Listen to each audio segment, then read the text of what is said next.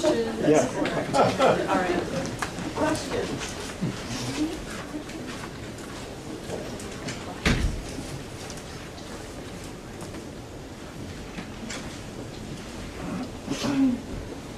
Yes.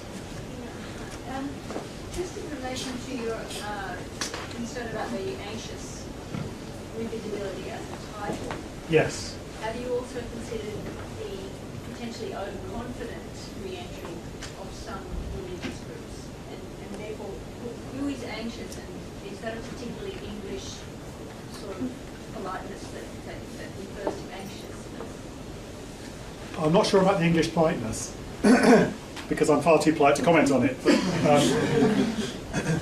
the anxiety, in my view, lies in a general anxiety in the public sphere about there being faith anywhere. It's not about individuals, all of whom obviously will have their own particular responses, but it's about how we have a discourse in general about the place of, in this case, faith-based services, welfare services, in society.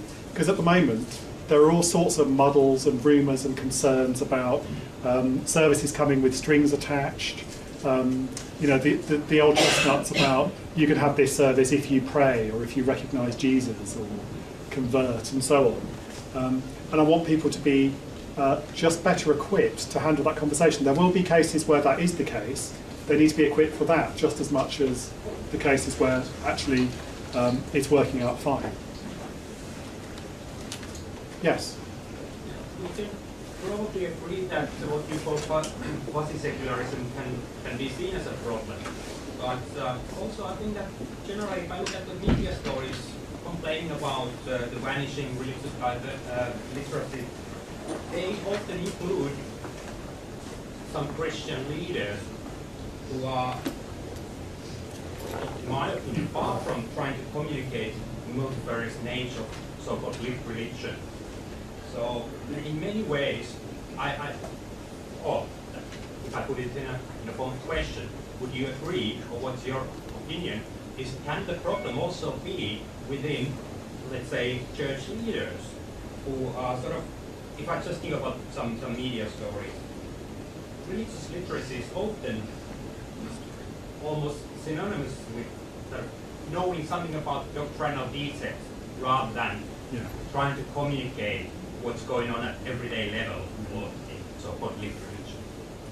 Yes, I think that's very important. I would absolutely say that religious literacy is a civic endeavour that renders irrelevant one's own personal or confessional religious stance or none. It's not about understanding somebody else's religion, and I don't think the emphasis needs to be on religious people talking to other religious people. I think the real challenge is about the conversation between the so-called religious and the so-called secular, and bringing down that binary divide, because I don't think it really exists. We don't only deal with race with people who are black, and we don't only deal with gender with people who are women. And I think the same really must apply to religion and belief. You look more confused now than before I answered. We'll have a glass of wine and perhaps unpick. Yes.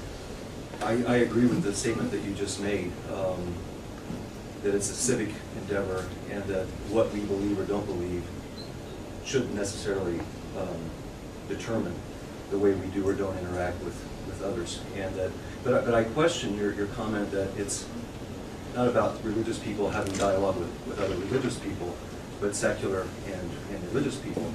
Because I think many of us who are involved both in religious education or religion education, as well as maybe have another foot in the interfaith world, have probably realized that there are oftentimes cases where religious people and secular people who agree with the statement that you just made can talk to one another very easily. It's two co-religionists who disagree that what they believe should be irrelevant to the way they engage with their fellow citizens. That's the hard conversation. Yeah, I think that's a totally fair point. We work in partnership with David Fall's project, actually, at Cambridge University, which is a scriptural reasoning project. And the way we think of it is that, if you like, he's doing the religion, the interfaith bit, and we're doing the religion meets secular. bit, but you actually need both parts of the conversation. But they're very different kinds of conversation, aren't they? And I also think the way that interfaith and multi-faith is often sort of fantasised about and imagined by policymakers is usually pretty bizarre. And it's very often constructed as, well, if you talk to each other, you'll be better friends. And I really like what BQ Parekh says about this, that actually getting to know each other better can just help you to kill each other better. It's really salutary, I think. Yes? Could you tell us a bit more about the reception of the guide you elaborated? Sorry, say? You elaborate a guide for leadership, so could you tell us about the reception of that guide on campus? Yes, it's a program which consists of, it's a combination of one-to-one work in particular projects to address particular issues, workshops, conferences and resources and some research. And so the program altogether, people dip in and out of different bits of it. We've been amazed actually at how well received it was. We thought there'd be an uphill struggle, particularly with vice-chancellors in the UK, who we expected to be a really secular lot. I keep hesitating to use that word, but unproblematic kind of way. We thought they'd be a very secular lot because they were going through their own, if you like, educational formations when secularity was at its height in their own learning. And actually they really got, when we showed them what the real religious landscape looked like and what sort of policy and practice and operational issues they could address by engaging well with it, like student experience and qualities, that they could really appeal to the international market of students and widen the participation and so on and so on, they were very alive to it. And maybe they're just a very pragmatic lot and they weren't that bothered about the principles. But I suspect that that's probably the case for a great many people. Yes? And I was thinking quite a bit about religious literacy. I wonder if you could talk about the context in which we identify religious literacy. So that, for example, if you could imagine a debate about religious difference between religious scholars, then it absolutely, I mean, you expect them to be literate, but not in that civic sense. I mean, you want to be civil, but then it really does matter.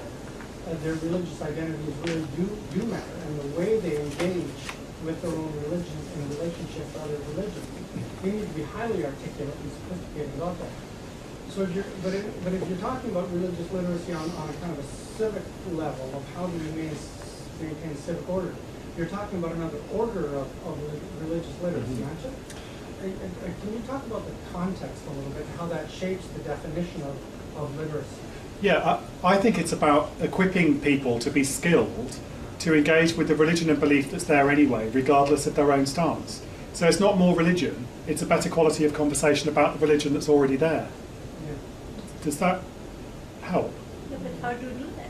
Because anybody who's teaching these religion courses or the kind of literacy you were talking about, I mean, in practice, the moment you start doing it, it has to be by some language, whatever language comes. Yeah, absolutely. And that language itself has some kind of baggage.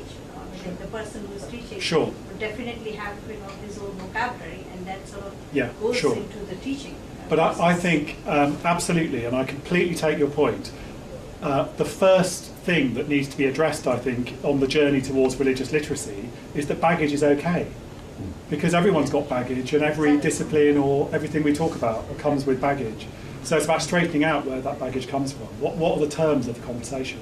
I think is the first point. Yeah, but in case of history, it's perhaps easier. But in case of religion, it's not that easy. Well, I draw a contrast with the way that we teach RE in schools in the UK, for example, which I think it has a very world religions focus. So, and I sort of semi-joked earlier about what do Sikhs wear and how did Stonehenge get here? These sorts of quite facile, superficial kind of topics.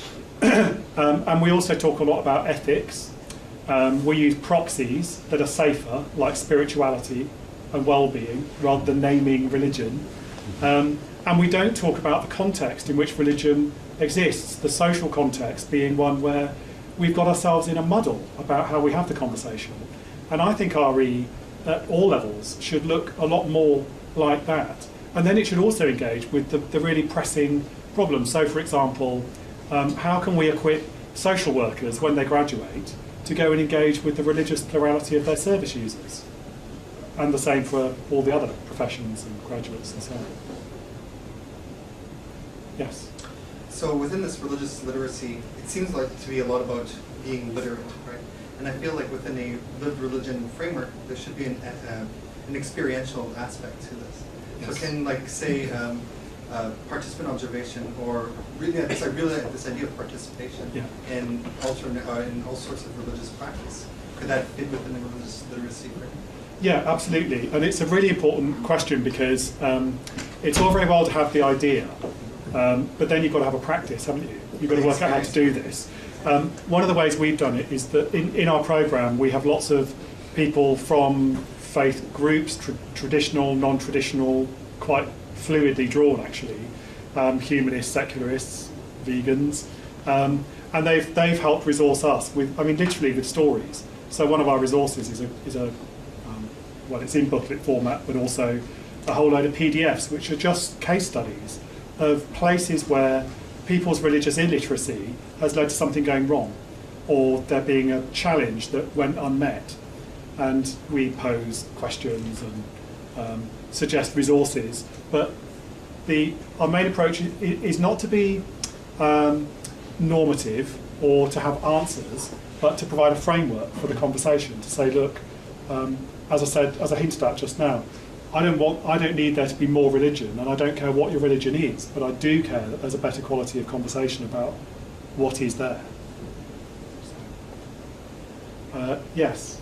Just to follow up on that, I was wondering if you find it helpful or unhelpful to broach the question as to why people are religious in the first place, in terms of sort of engaging in a more informed or liberal dialogue. Well, it's definitely an interesting question, but it's not one we've asked. We feel we've got enough complexity without going back to those sorts of first principles, if you like. But I mean, it's certainly an important question. My own view is that it's not one for religious literacy. We accept that the religion is there. We just want a better quality of conversation about it. We don't feel the pressing need to ask why it's there or how it got there. Jim. Is part of the religious literacy project identifying areas where religious language is not welcome? I'm thinking particularly of calls of law.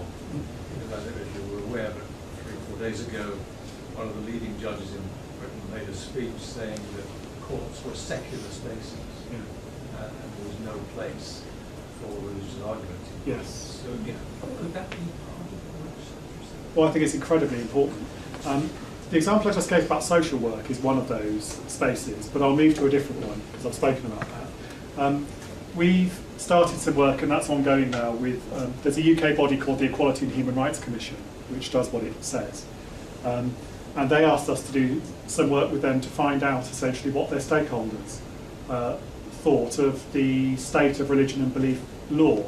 I should just briefly say that since 2011, the religion or belief has become a characteristic protected in law against discrimination, which of course raises all sorts of questions about what's a religion, what's a belief. And the two things we heard loud and clear in this work that we've done is, one, everybody said to us, these are the stakeholders, service providers, employers' bodies, trade unions and so on, they said the law is not helping us at all. It's not giving us answers, it's adding to the muddle.